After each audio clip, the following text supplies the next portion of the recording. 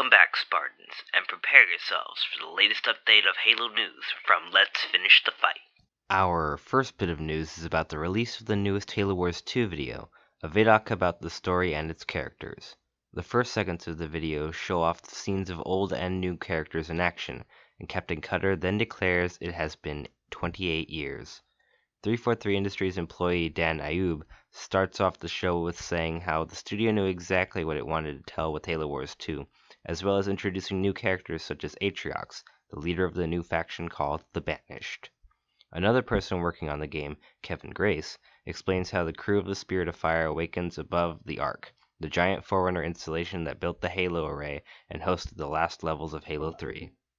He says the only thing that connects them with the newfound galaxy when they wake up is a beacon coming from the surface of the Ark. While this is being said, they introduce a new AI called Isabel, a logistics AI who was never built for war and is much more skittish than the war-hardened AIs like Cortana and Serena. Kevin explains that she's a scared AI who has seen all her friends killed and her outpost destroyed, which could be the explanation of the distress beacon on the Ark. She tells the crew of the Spirit of Fire that something dangerous is still on the Ark and they need to run away.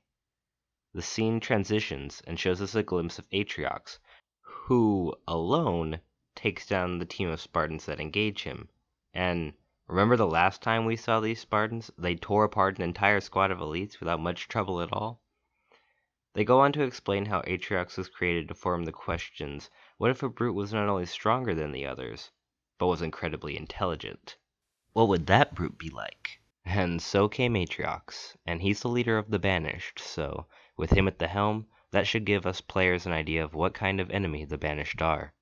They speak of how Captain Cutter awakens as a captain with no orders, and how this will present a problem in the game. Captain Cutter has no orders, he has no hierarchy, and no information on a universe they clearly don't understand.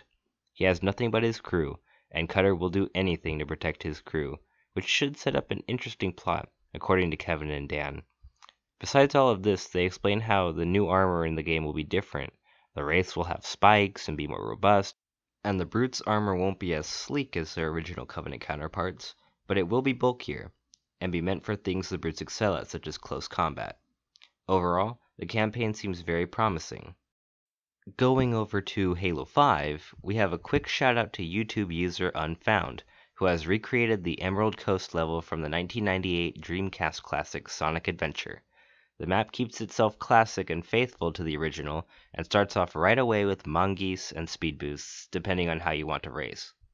Gravity lifts, loops, and even a few spots to regain your speed. A giant, almost 90-degree drop is there, and in case you get lost, there are even arrow markers to help keep you on track. The map looks fun for even those who didn't play the Sonic Adventure game, and really, what is Halo Forge without having such cool racing maps like this floating around? If you want to check out the map for yourself, click the link below. Lastly, our final piece of news isn't necessarily news, but more of a discussion opener. After the world-shaking release of Pokemon Go, and I think anyone can agree that Pokemon Go has very quickly become a major landmark in our culture, Microsoft released pictures of what games such as Halo Go would look like. We're almost 100% sure that this was done as a PR stunt, and no such game is actually in development, but we can speculate as fans whether or not such a game would be fun, and what it would entail.